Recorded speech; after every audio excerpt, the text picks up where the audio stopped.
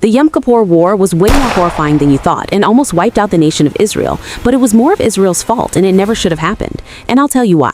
You see, few days before the war, Israel had received a warning from the king of Jordan about an impending joint attack from Egypt and Syria. However, the Israeli government totally ignored the warning out of arrogance and didn't do anything about it.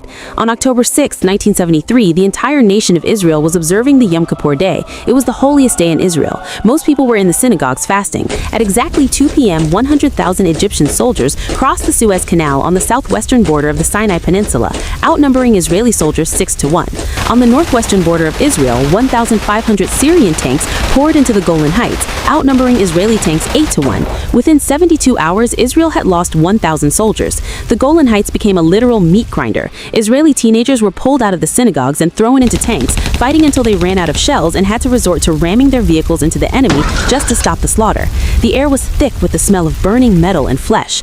The carnage was so absolute that Defense Minister Moshe Dayan suffered a mental collapse, almost announcing to the entire world that Israel had lost. In a final, desperate act of survival, Israel prepared their nuclear missiles. They were ready to turn the entire Middle East into a radioactive wasteland rather than watch their families be wiped off the map. In order to prevent a nuclear war, the U.S. had to launch a doomsday airlift to Israel, landing massive cargo planes under heavy fire to offload fresh American tanks onto the battlefield while their engines were still running. Israel eventually survived and saved their homeland, but at the cost of 2,688 lives.